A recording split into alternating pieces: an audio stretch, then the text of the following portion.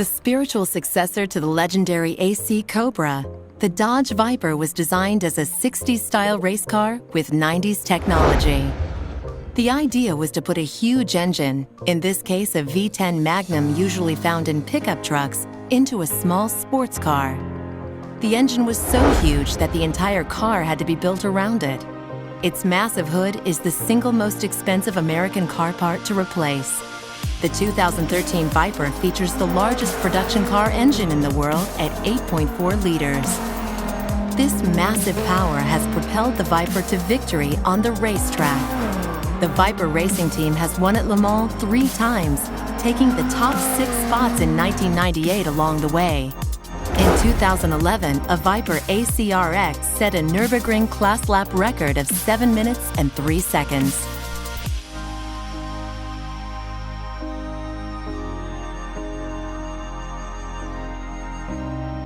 Hey, what's going on, guys? Gemini here. Hope everybody's having a great day. I got another build and tune here for A-Class with a full 700 build, and it's going to be on this 99 Dodge Viper. What is it? The ACR. This is more of a grip tune.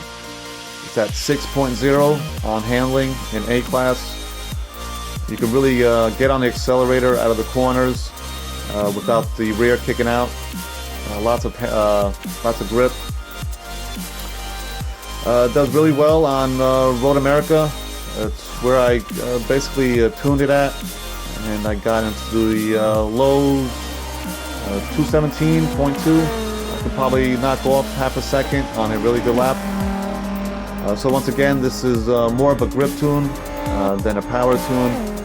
I also have a all-around like 50-50 on power and handling, and I'm also going to do a full power build for speedy tracks.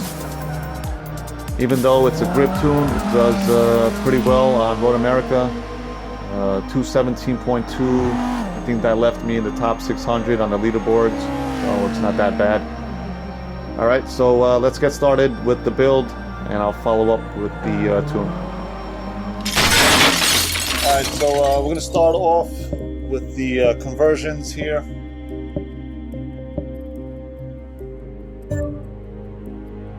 Over to the drivetrain swap. It's going to be stock, since it's rear-wheel drive. Over to the aspiration, we're going to go with the centrifugal supercharger. Aero and appearance, we're going to add the front and rear Forza wings.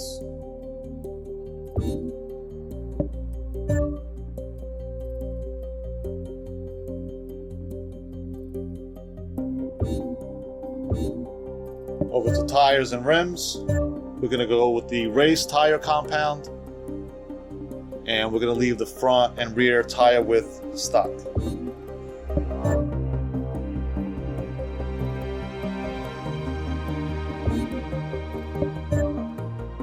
Oh, excuse me. We're going to upgrade one tire width on the rear to 345s.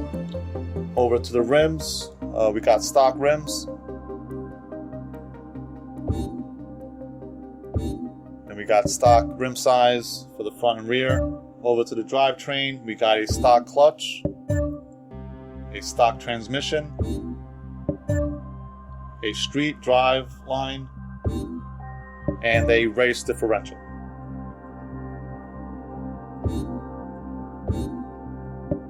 For platform and handling, we pretty much got all the race upgrades, starting with the race brakes, race springs and dampers, front and rear anti-roll bars, a stock chassis reinforcement,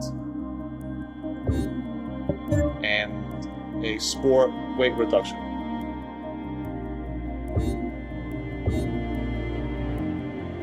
Over to the engine, we got a sport intake, a stock fuel system, stock ignition, stock exhaust, camshafts are also stock. Stock valves. Stock engine block. Stock pistons.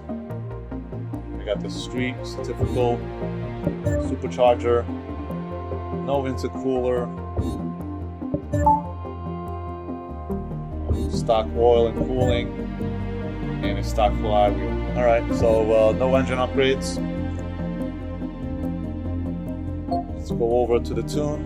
We start with the tires at 28.5 for the front and 29.0 for the rear tire pressure. No adjustments in the gearing because we have a stock transmission. Over to the alignment, we got negative 2.4 for the front camber and negative 1.9 for the rear.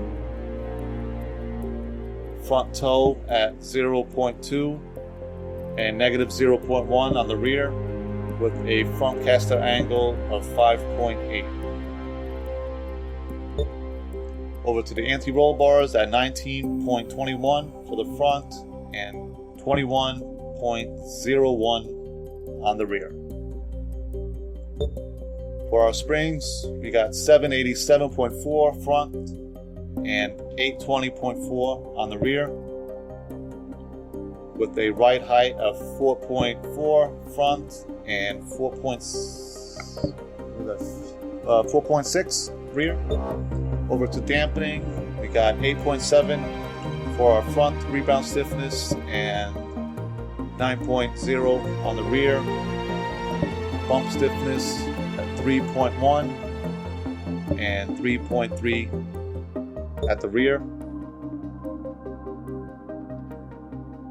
And our arrow at 90 front and 150 rear, with a brake balance at 47% and pressure that's up to you guys.